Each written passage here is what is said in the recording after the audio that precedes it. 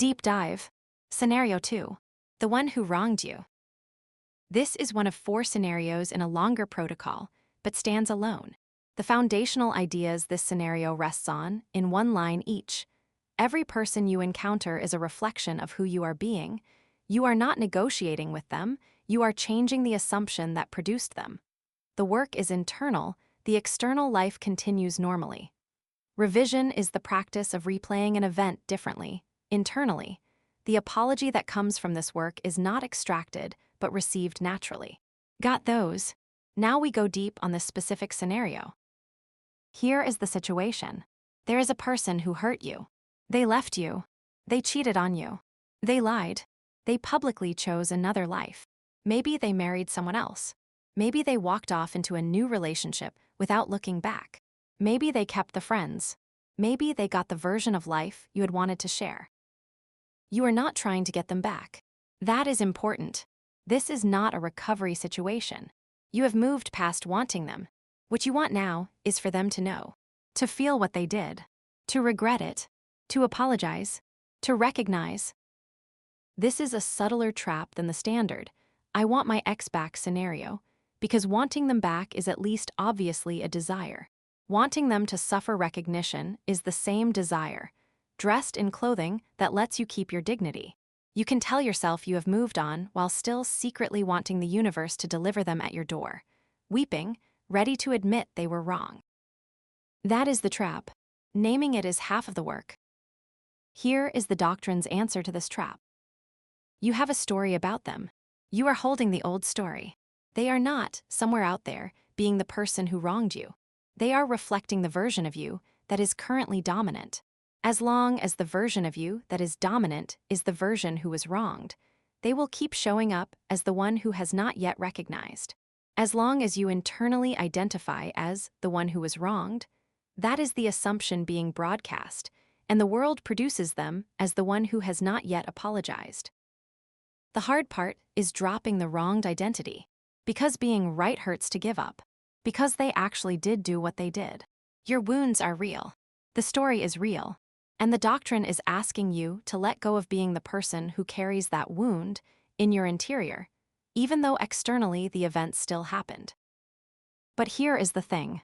Identifying with having been wronged is the assumption that holds the absent apology in place. As long as you are the version of you who is owed an apology, no apology arrives, because the version of you who already received the apology internally does not need it externally. The move is revision. When you find yourself replaying what they did mentally with the old emotional charge, pause. Revise. Internally say, "No, that is not what happened. I was loved the whole time. They saw me clearly. We had something good. They were wise. I am the version of me who was never wronged." You do this without arguing with yourself about whether it is true. You do not need to convince yourself. You just revise. The point of revision is not to change the historical fact. The point is to change which version of you is dominant, the version of you who carries the wound, or the version of you who is unwronged. When you revise consistently, not theatrically, not constantly, just whenever the wronged memory arises, the assumption shifts. Over weeks, the version of you who is unwronged becomes dominant. And then, if and when the apology comes, it comes from that shift.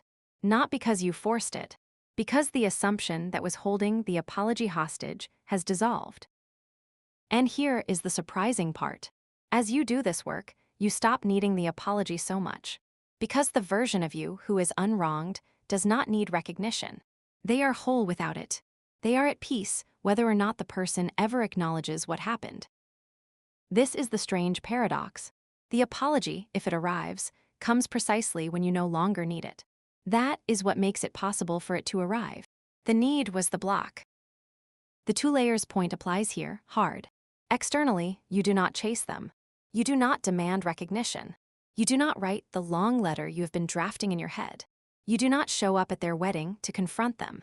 You do not even talk about them to mutual friends. You let your external life proceed normally, calmly, undramatically. Internally, you do the work. You revise. You release the wronged identity. You become the version who is loved the whole time.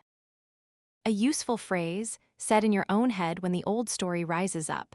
I am not the person who was wronged. That was a story. The story is over. I am the one who was loved the whole time, even if they could not show it then. The apology, if it ever arrives, comes from the version of them that exists in the version of you who is no longer wronged. You do not pull it out of them. You become the person to whom such recognition naturally arrives and stop needing it to feel whole. That is the magic.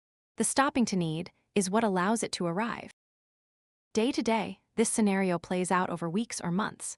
Every time you think about them, and you revise. Every time the old hurt comes up, and it will, you refuse to identify with it. Every time you imagine confronting them, and you let the image dissolve. You return internally to being the unwronged version. Over time, this changes you, and it changes them in your reflection. That is the scenario, the one who wronged you. Now, take a breath, carry it with you,